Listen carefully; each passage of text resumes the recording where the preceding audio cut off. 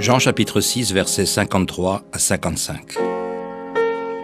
Jésus leur dit, « En vérité, je vous le dis. Si vous ne mangez la chair du Fils de l'homme, et si vous ne buvez son sang, vous n'avez point la vie en vous. Celui qui mange ma chair et qui boit mon sang a la vie éternelle. Et je le ressusciterai au dernier jour, car ma chair est vraiment une nourriture, et mon sang est vraiment un breuvage. » Exode chapitre 12, versets 8 à 10. Cette même nuit, on en mangera la chair rôtie au feu. On la mangera avec des pains sans levain et des herbes amères. Vous ne le mangerez point à demi-cuit et bouilli dans l'eau. Mais il sera rôti au feu, avec la tête, les jambes et l'intérieur.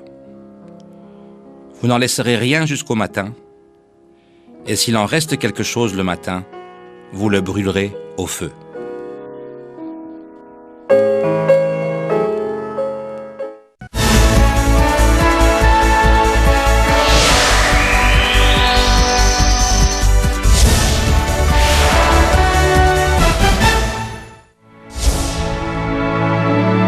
The speaker, Reverend Dr. Gerald Lee, suffered from various diseases for 7 years before knowing God.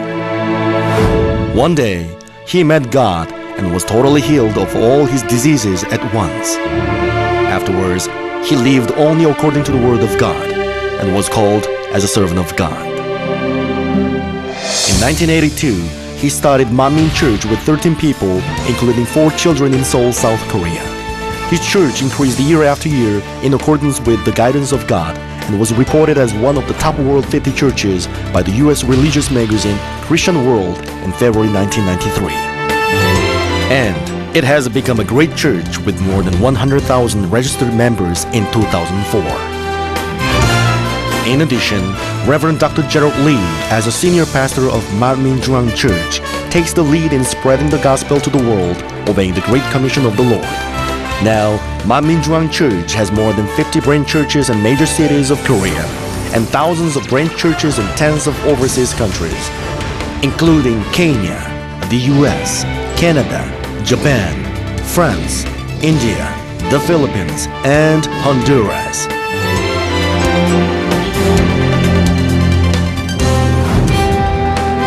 On top of this, Reverend Dr. Gerald Lee has conducted great United Crusades in Washington, D.C., Baltimore, L.A., Hawaii, Argentina, Japan, Kenya, Tanzania, Uganda, Pakistan, the Philippines, Honduras, India, Russia, Germany, and Peru, accompanied with Manmin Performing Arts mission teams.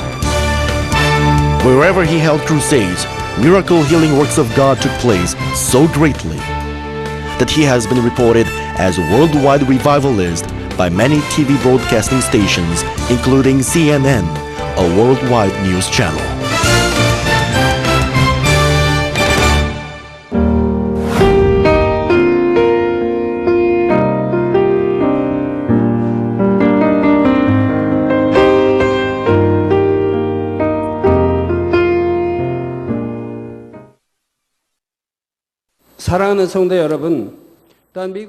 Chers frères et sœurs en Christ, membres des plus de 6000 églises filiales partout dans le monde, y compris les États-Unis, le Canada, le Honduras, le Pérou, l'Argentine, l'Allemagne, la France, la Russie, la Belgique, la Hollande, les pays africains, y compris le Kenya, l'Ouganda, le Congo, la Chine, le Japon, le Pakistan, l'Indonésie, les Philippines, Taïwan, l'Inde, la Mongolie, l'Égypte et les filiales coréennes, y compris les membres du sanctuaire local, ceux qui suivent le culte sur Internet partout dans le monde, et vous, chers spectateurs.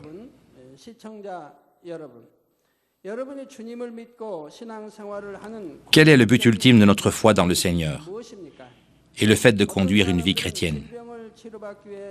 Certains disent qu'ils viennent à l'église pour être guéris d'une maladie, et d'autres disent qu'ils viennent pour recevoir une bénédiction financière.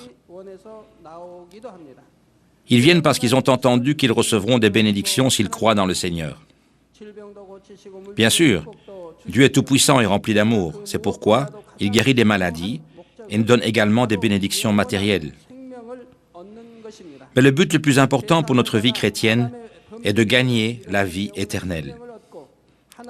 Nous menons une vie dans la foi pour gagner la vie éternelle qui avait été perdu après la chute d'Adam, et pour récupérer l'image perdue de Dieu et pour entrer dans le royaume des cieux.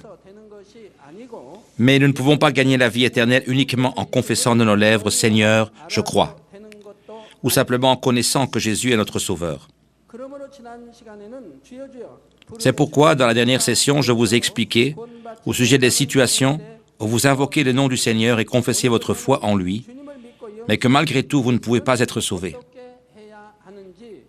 À partir d'aujourd'hui, je vous parlerai des chemins pour croire dans le Seigneur et pour gagner la vie éternelle.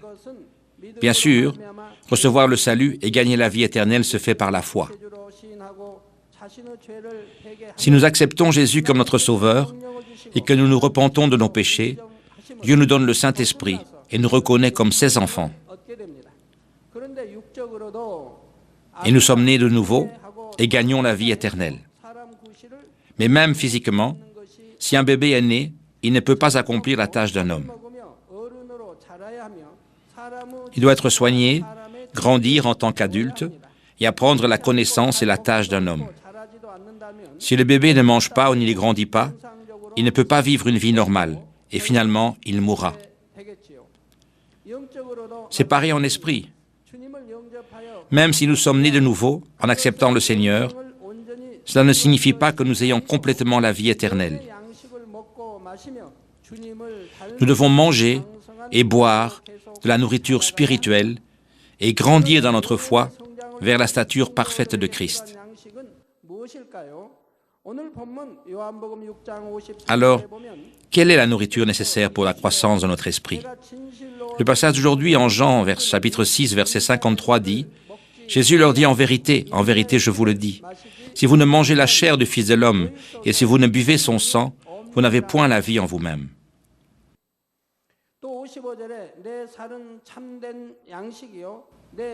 De même, dans le verset 55, Jésus dit « Car ma chair est vraiment une nourriture et mon sang est vraiment un breuvage. » Si nous ne mangeons pas la chair du Fils de l'homme, ni ne buvons son sang, nous n'avons pas la vie, ce qui signifie que nous ne serons pas sauvés. Alors, comment pouvons-nous manger la chair du Fils de l'homme et boire son sang? Lui qui était sur cette terre il y a 2000 ans. J'espère que vous garderez en mémoire comment manger la chair et boire le sang du Fils de l'homme au travers de ce message.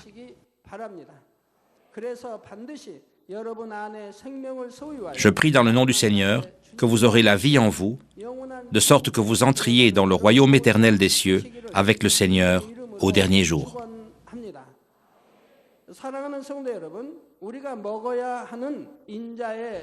Chers spectateurs, la chair du Fils de l'homme que nous devons manger spirituellement se réfère à la parole de Dieu, relatée dans la Bible. Jean 1, verset 14 dit « Et la parole a été faite chair. » La parole de Dieu, et cette parole est devenue chair. Et elle a habité parmi nous pleine de grâce et de vérité, et nous avons contemplé sa gloire, une gloire comme la gloire du Fils unique venu du Père. Cela témoigne que Jésus est la parole de Dieu qui est venu dans la chair sur cette terre. Jean 6, verset 51 dit « Je suis le pain vivant qui est descendu du ciel », c'est-à-dire, si nous mangeons ce pain vivant, nous irons au ciel. Si quelqu'un mange de ce pain, il vivra éternellement. Et le pain que je donnerai, c'est ma chair, que je donnerai pour la vie du monde. Jésus a dit qu'il est le pain vivant qui est descendu du ciel. Et comment manger la chair du Fils de l'homme qui est la parole de Dieu et le pain de vie? A une relation directe avec l'expression « agneau » dans la Bible. En Jean 1, lorsque Jean-Baptiste a vu Jésus, il a dit « Voici l'agneau de Dieu qui ôte le péché du monde. » Certaines personnes disent qu'un agneau est un nouveau converti, sans connaître la signification spirituelle. Ils disent que les croyants sont des brebis et les nouveaux convertis des agneaux. Mais alors, Jésus-Christ est-il un nouveau converti? Parce que la Bible symbolise Jésus par un agneau.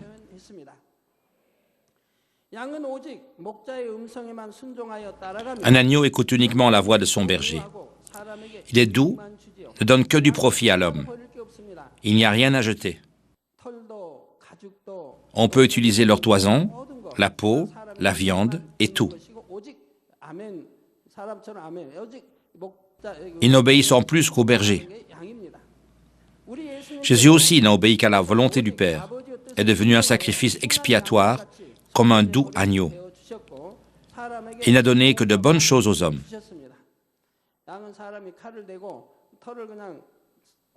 Même lorsque les tondeurs les tondent, coupant toute leur toison, ils restent calmes comme des morts, sans émettre aucun son.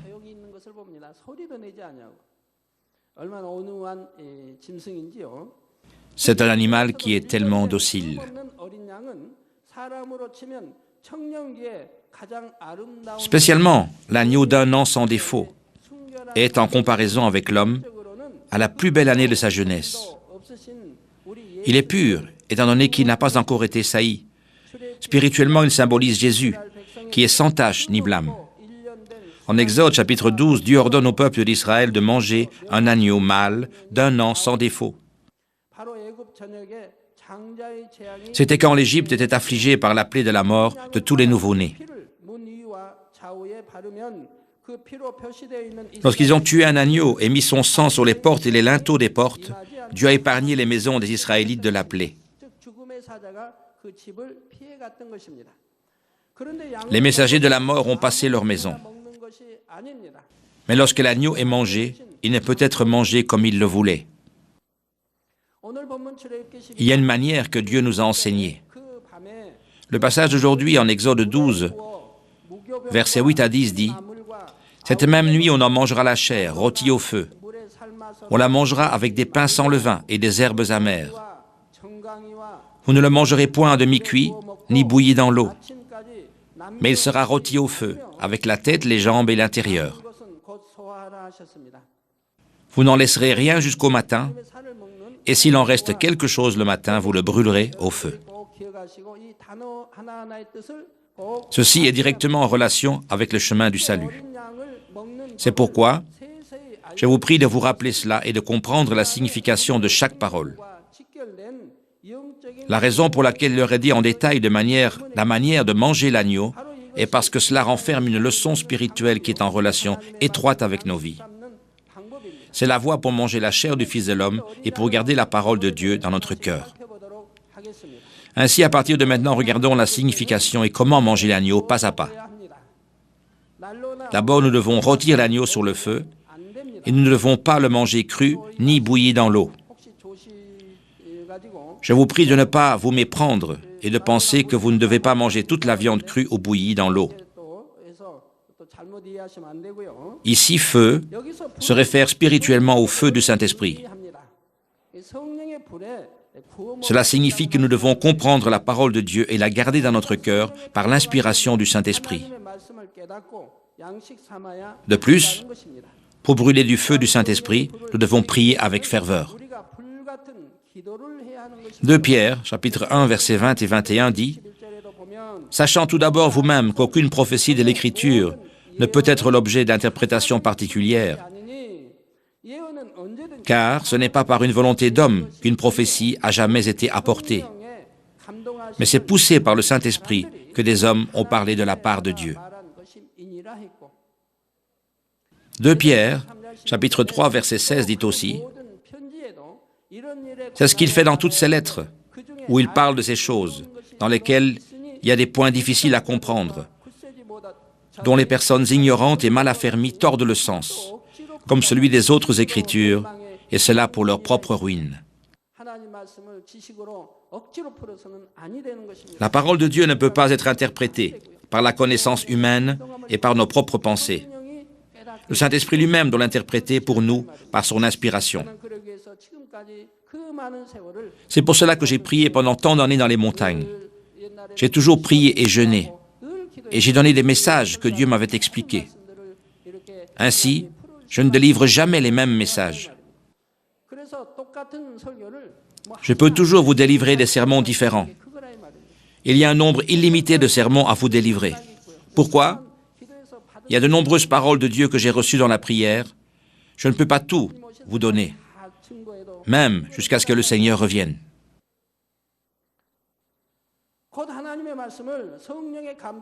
Ils nous disent que si nous n'interprétions pas la parole de Dieu sous l'inspiration du Saint-Esprit, mais d'après la nôtre, nous tomberions dans la destruction.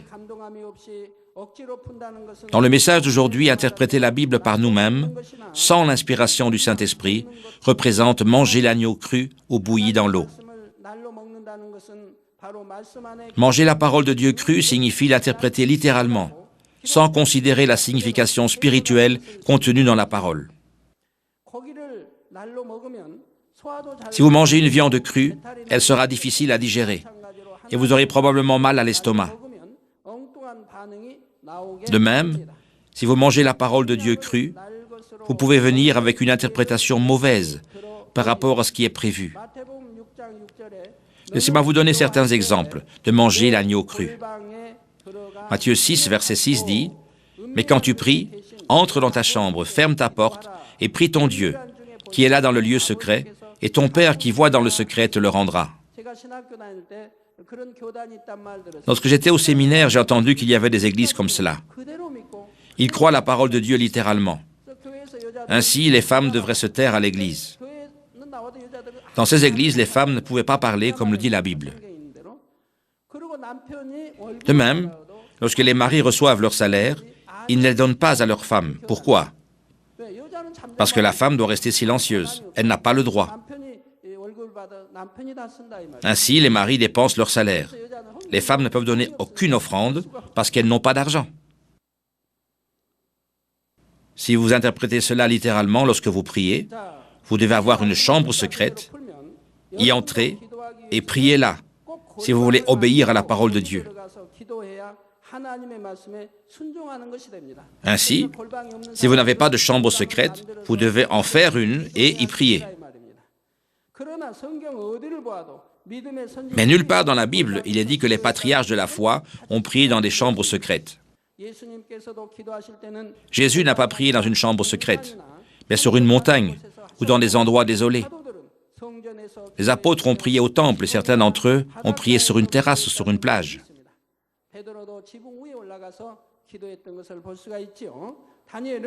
Pierre priait sur une terrasse du toit. Daniel ouvrait la fenêtre de sa chambre et priait face à Jérusalem. Il a intentionnellement ouvert la fenêtre et a prié face à Jérusalem, sachant qu'il pouvait être jeté dans la fosse aux lions s'il priait. C'est pourquoi la chambre dans ce verset n'est pas une chambre dans le sens physique.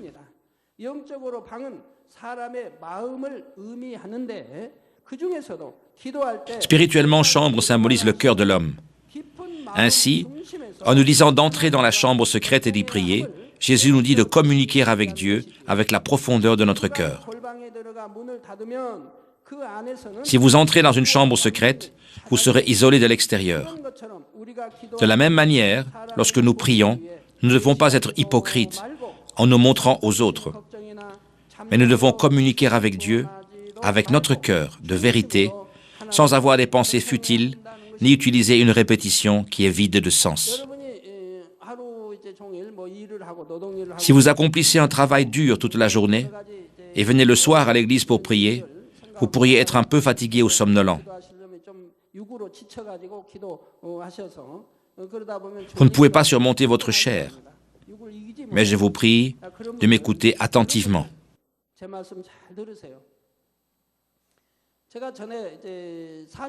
Lorsque je jeûnais 40 jours, le 28e jour, j'ai perdu toute énergie de mon corps.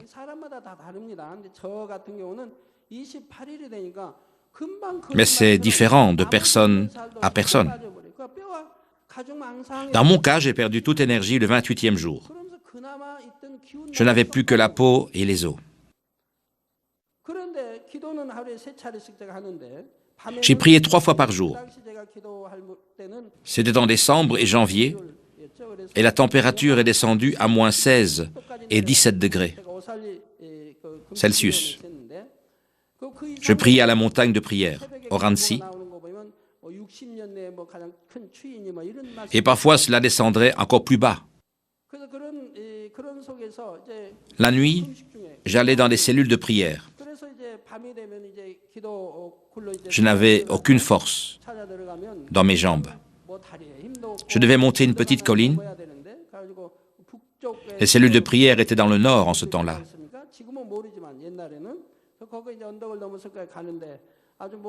Je devais gravir une petite colline pour accéder aux cellules de prière et je marchais toujours sans force. Mon désir était de trouver une cellule vide pour moi. Heureusement, il y avait toujours au moins une cellule de prière qui est vide pour que je puisse y entrer. Dans la cellule de prière, il y avait beaucoup de givre. Ainsi, c'était comme prier dans une cave gelée. Il faisait tellement froid. Après 28 jours, je n'avais pas de force. Lorsque je m'agenouillais pour prier, je ne pouvais pas parler parce que je n'avais plus de force. Mais malgré cela, je faisais de mon mieux pour prier. Je priais, « Dieu, donne-moi la force de prier. Donne-moi l'énergie pour prier. » Lorsque je continuais à essayer de crier environ pendant 20 à 30 minutes, alors la force venait d'en haut. C'était incroyable. Je pouvais crier autant que si je n'avais pas perdu mon énergie. Je criais en étant rempli du Saint-Esprit pendant quelques heures et j'ai pu surmonter un autre jour.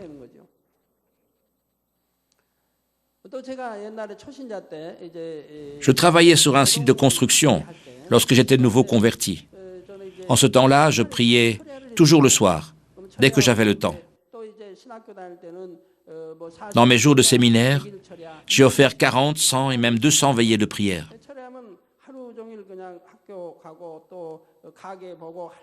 Après avoir prié toute la nuit, j'allais à l'école. Et après l'école, je gardais le magasin et travaillais toute la journée. Lorsque je retournais pour prier la nuit, mon corps se sentait lourd et fatigué. Je devais commencer à prier à minuit. J'arrivais donc 10 minutes avant, je n'avais pas de force et je ne pouvais pas crier.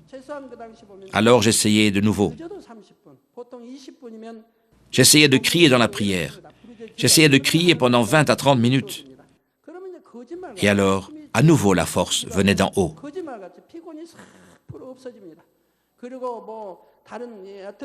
Après avoir prié et crié avec cette force, toute fatigue partait complètement.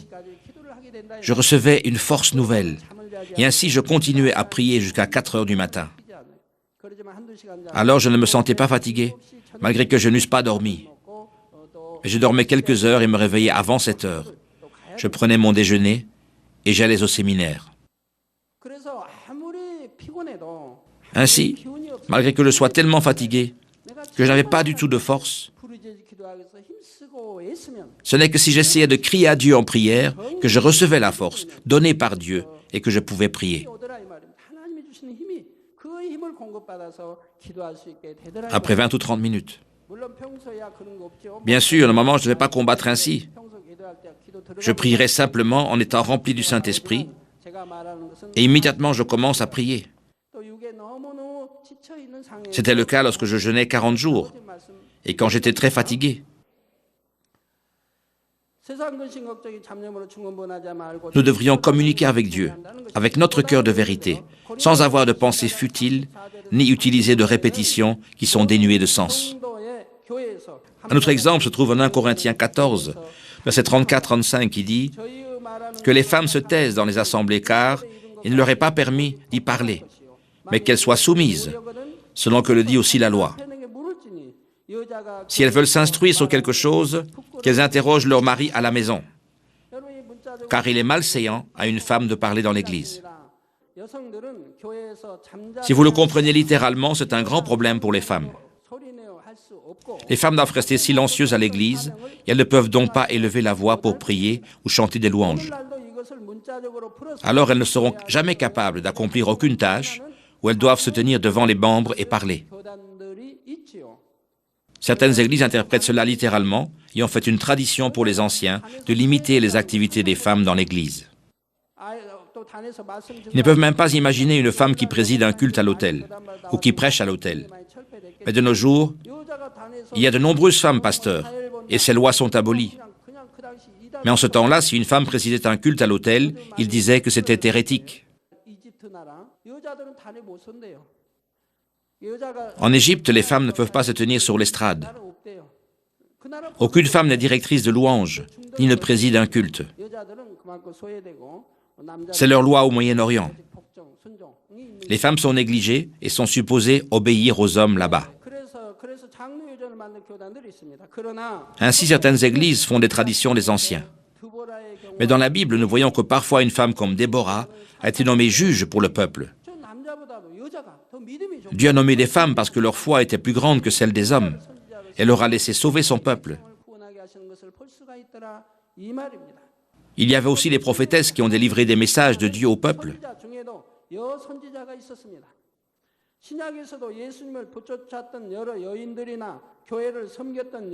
Également, dans le Nouveau Testament sont relatés beaucoup de noms de femmes qui ont suivi Jésus et ont servi l'Église.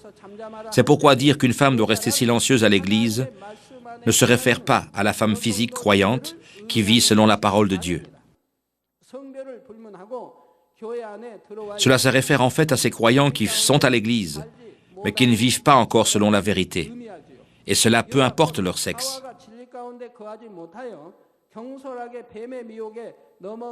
Tout comme la femme, c'est-à-dire Ève, a été imprudemment tentée par le serpent en ne demeurant pas dans la vérité, et alors elle a aussi tenté Adam, afin qu'ils pêchent ensemble. Femme, dans le verset ci-dessus, indique ces gens qui ont une nature pécheresse pour commettre des péchés. Ceux qui ne sont pas changés par la vérité prononcent beaucoup de paroles mensongères, ont l'esprit étroit et sont imprudents. Ils font des synagogues de Satan dans l'Église, jugent et condamnent les autres et créent même des dissensions et du désordre. Ils ont tendance à être arrogants et ils ignorent les autres. La Bible prévient ces gens désobéissants qui n'ont pas chassé leur nature charnelle de rester silencieux et d'obéir aux ordres. Certaines personnes interprètent aussi le cas où Jésus a changé l'eau en vin, en incluant Proverbe 23, 31 qui dit « Ne regarde pas le vin qui paraît d'un beau rouge, qui fait des perles dans la coupe et qui coule aisément. » Dieu nous prévient de ne pas nous saouler. Jésus n'a pas fait du vin pour permettre aux hommes charnels de boire et de se saouler. C'était un signe miraculeux pour son ministère au temps du commencement de son ministère. C'était pour montrer que Jésus, qui est la parole, qui est venu sur cette terre, verserait son précieux sang symbolisé par le vin.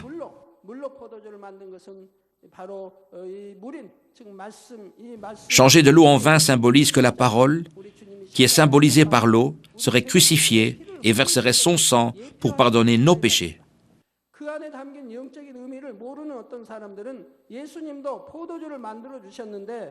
Certaines personnes qui ne comprennent pas la signification spirituelle donnée ici quittent la vérité en disant « Même Jésus a fait du vin pour les hommes, alors c'est bien que je sois saoul. » Nous avons également le cas de Naaman, le lépreux, qui était complètement guéri lorsqu'il s'est lavé 7 fois dans la rivière Jourdain. Mais cela ne veut pas dire que les eaux de la rivière Jourdain ont une puissance de guérison. Se laver 7 fois dans la rivière Jourdain représente obéir complètement à la parole de Dieu. Et cela en totale obéissance. Nous pouvons recevoir la guérison de toute maladie et des réponses à tous nos problèmes.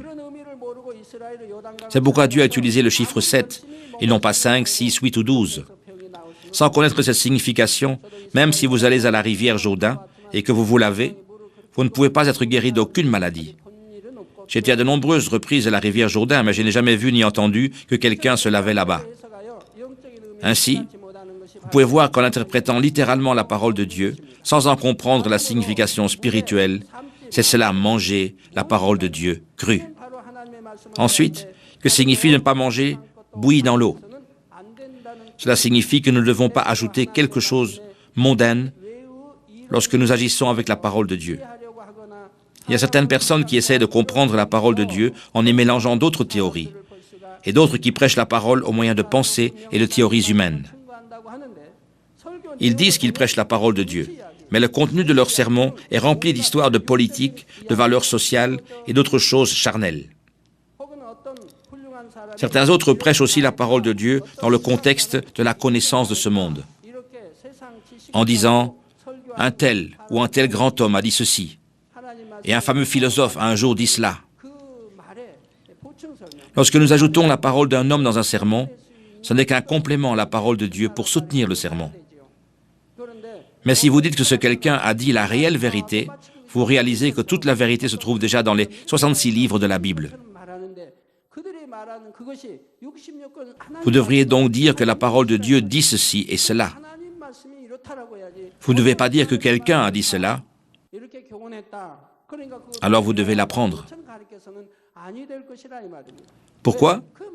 La vérité est déjà dans les 66 livres de la Bible. Si la parole de quelqu'un n'est pas en accord avec la Bible, ce n'est pas la vérité. Mais les pensées et la connaissance humaine sont très limitées. Et même les pensées les plus excellentes ne sont pas parfaites. Elles changeront avec le temps qui passe.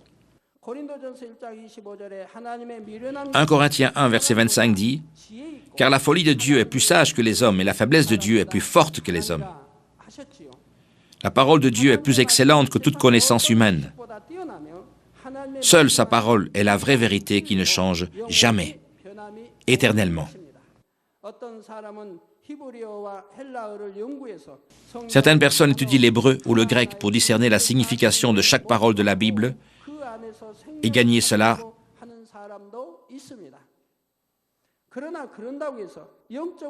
Mais vous ne pouvez pas réaliser la volonté spirituelle de Dieu, ni gagner la vie de cette manière. Les Juifs, les pharisiens et les scribes ont étudié la parole de Dieu dans leur langue maternelle. Ils en ont aussi mémorisé des parties entières et ont essayé de le garder sans changer, ni même un iota.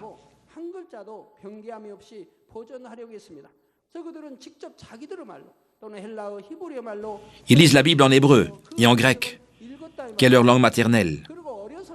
Il y a également des gens qui récitent même la Bible entière depuis leur enfance. Néanmoins, ils n'ont pas reconnu Jésus, qui est la parole même, qui est venue dans la chair, dans ce monde. La partie la plus importante de la Bible est Jésus-Christ, notre Sauveur. Mais lorsque ceux qui ont l'hébreu ou le grec comme langue maternelle lisent la Bible, ils n'ont même pas pu reconnaître notre Seigneur lorsqu'il est descendu sur la terre. Ils l'ont plutôt calomnié et l'ont livré pour être crucifié. Ils étaient les dirigeants pour faire cela. Était-il donc tellement utile de connaître l'hébreu ou le grec?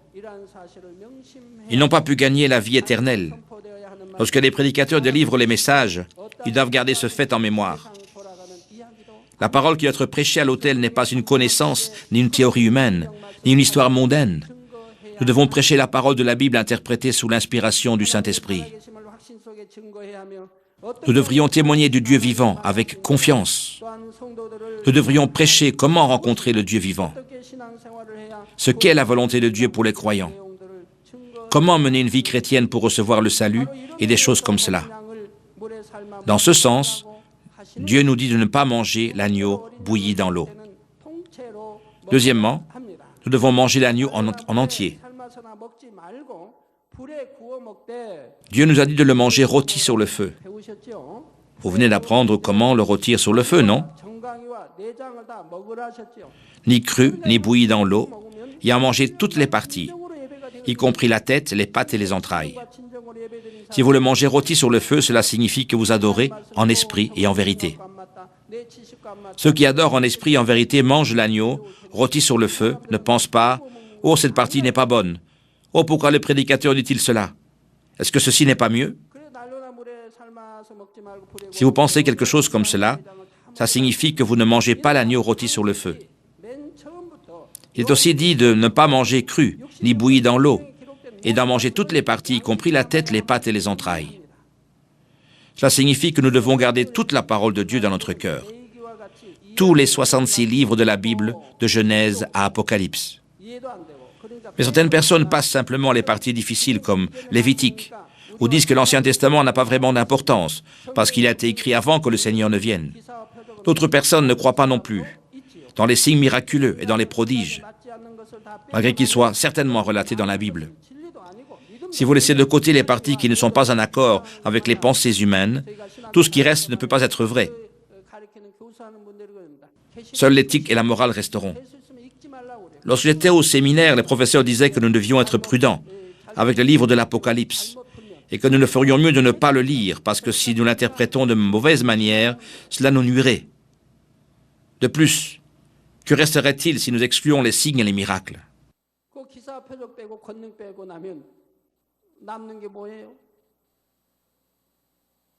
Aujourd'hui, parce qu'ils excluent ces choses, si quelqu'un manifeste des signes et des miracles, ils le condamnent en tant qu'hérétique. Ils disent « Oh, ils ne se sont produits que du temps de Jésus. Comment un homme peut-il manifester de telles œuvres? Mais ces choses peuvent-elles se produire au travers de gens appartenant au diable? Dans la Bible, notre Seigneur a certainement dit que vous ne croiriez pas à moins de voir les signes et les prodiges. Il dit aussi que la puissance ne vient que d'en haut. Les gens condamnent comme hérétiques les serviteurs de Dieu qui manifestent une grande puissance. Et ils les tuent même, afin qu'ils ne grandissent pas.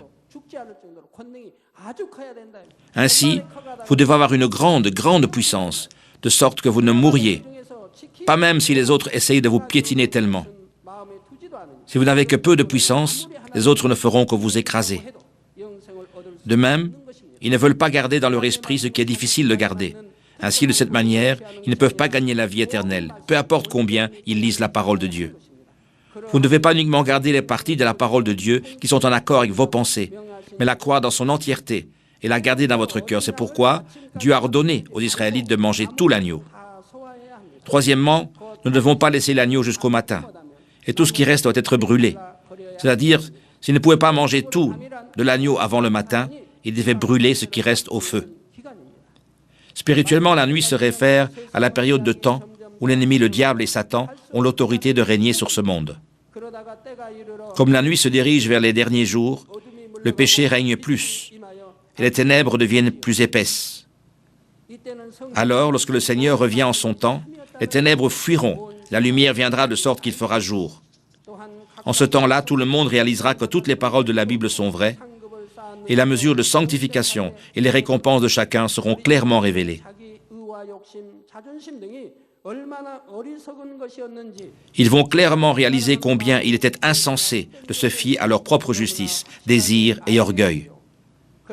Ils verront aussi combien insensé c'était d'aimer le monde. Mais il ne restera plus de chance de changer les résultats qui sont déjà révélés. Ce sera trop tard de regretter en pensant « Oh, j'aurais dû chasser les péchés et le mal plus rapidement et entrer en esprit. J'aurais dû accumuler plus de récompenses dans le ciel. » Même avant d'aller au ciel, si vous entrez seulement en esprit, vous allez réaliser que toutes les choses charnelles sont tellement insensées. La foi charnelle et la foi d'esprit sont tellement différentes, tout comme le ciel et l'enfer sont tellement différents l'un de l'autre. Si vous avez la foi spirituelle, tous les soucis charnels disparaîtront. Parce que vous laissez tout à Dieu, vous savez que cela ne sert à rien de vous soucier de quelque chose. Cela ne plaira pas à Dieu. Vous savez que cela ne permettra qu'à Satan de faire son travail. Même les choses qui devraient aller bien iront mal. Les choses qui ne devraient pas aller bien iront même plus mal. Si vous entrez en esprit, vous n'aurez aucun souci. Vous vous soucierez uniquement du travail pour le royaume de Dieu et pour sa justice.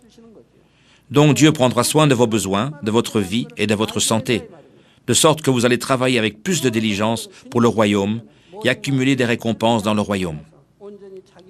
Vous allez comprendre que tout est tellement insensé. C'est pourquoi les croyants devraient toujours garder toute la parole de Dieu dans leur cœur et la faire leur avant que le Seigneur ne revienne. C'est-à-dire que nous devons accomplir toute la parole en nous, achever la préparation en tant qu'épouse et attendre le Seigneur qui revient.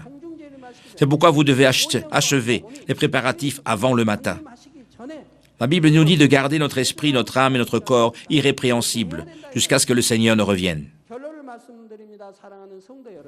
Laissez-moi conclure ce message. Chers frères et sœurs en Christ, ceux qui mangent la parole de Dieu rôtie sur le feu trouveront que la parole est plus douce que le miel et un nid d'abeilles. Ils seront remplis de la confiance pour la vie éternelle et l'espoir pour le ciel. Et ne se rendent même pas compte du temps qui passe lorsqu'ils lisent la Bible ou écoutent les sermons. Si vous faites cela, cela signifie que vous mangez l'agneau rôti sur le feu. Alors vous trouverez la parole de Dieu plus douce que le miel. Même si je prêche pendant 1 heure, vous dites « Pasteur, le message est trop court. Je vous prie de nous parler encore un peu plus. » Parce qu'ils reçoivent chaque parole avec soif pour la grâce de Dieu, ils la trouvent agréable. Ils la trouvent aussi tellement joyeuse et heureuse. À chaque moment, ils se changent par la parole. Ce genre de personne grandira rapidement pour posséder la foi spirituelle.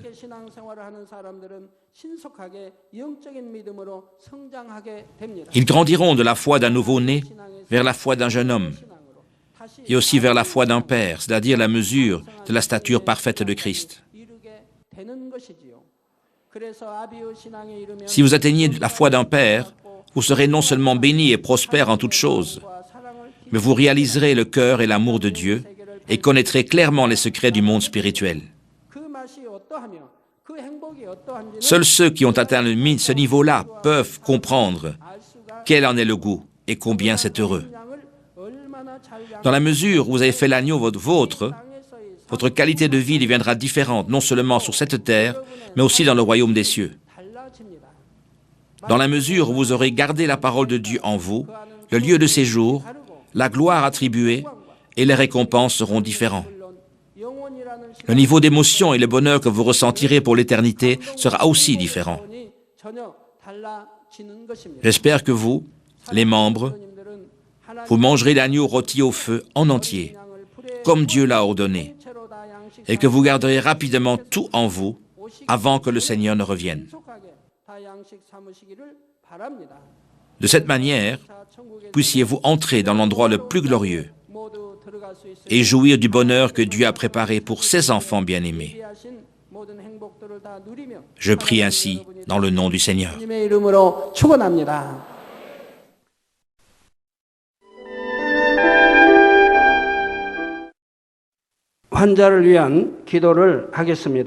Je vais prier pour tous ceux qui sont malades.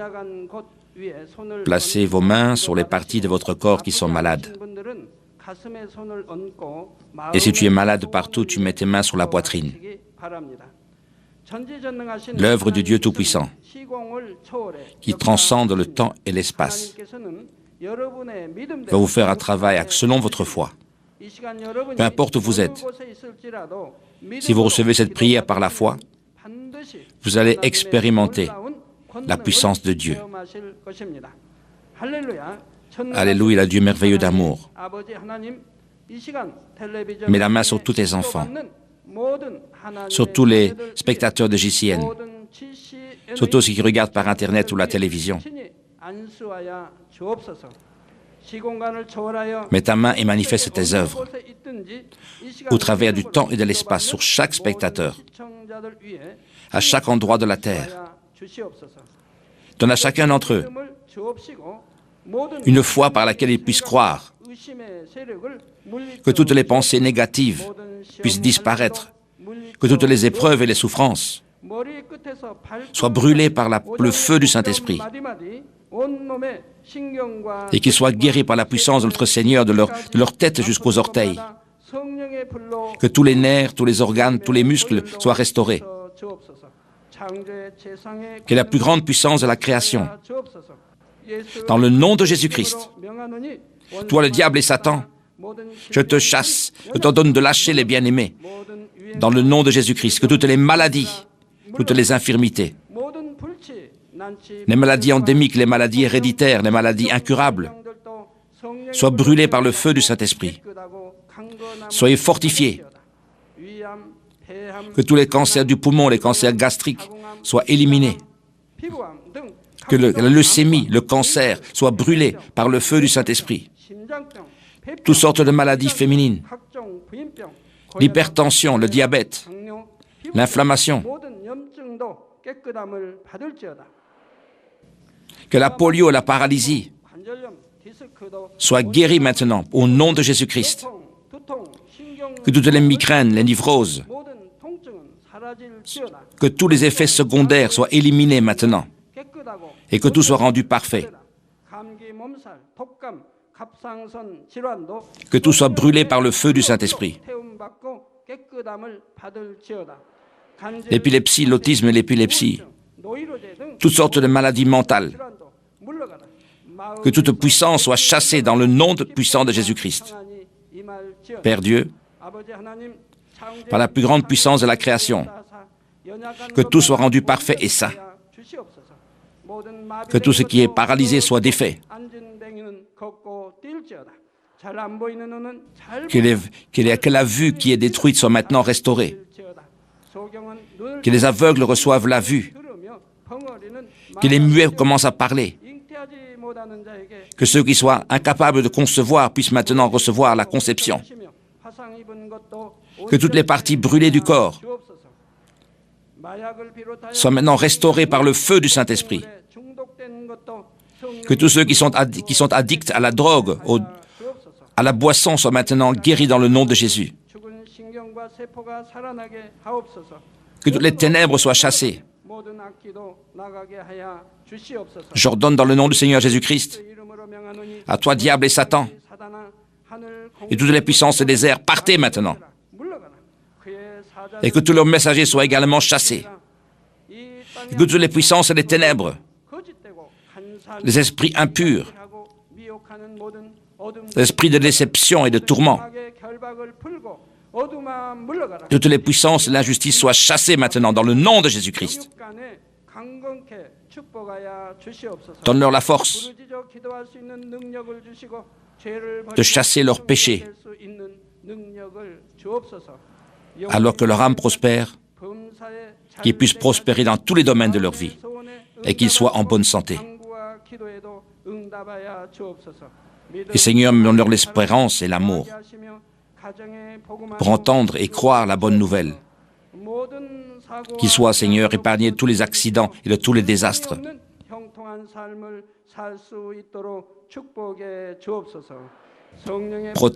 Protège, Seigneur, tous les enfants de Dieu dans leur maison, par la puissance du Saint-Esprit. Que ce soit, Seigneur, comme un feu brûlant. Qu'ils entrent ou qu'ils sortent, Seigneur, que tu puisses les bénir abondamment. Donne-leur la sagesse. Permets-leur d'être remplis du Saint-Esprit. Tous les serviteurs et les ministres de Dieu, qui puissent accomplir les tâches que tu leur as données. Qu'il y ait un grand réveil dans chaque église. Conduis tes enfants afin qu'ils puissent te rendre gloire. Que tout ce qu'ils fassent en vie, Seigneur, puisse réussir. Manifeste tes œuvres. Que leurs lèvres puissent témoigner que tu es le grand Dieu et que j'ai reçu les réponses. Que toi seul puisses recevoir toute la gloire et tout l'honneur. Dans le nom de Jésus-Christ.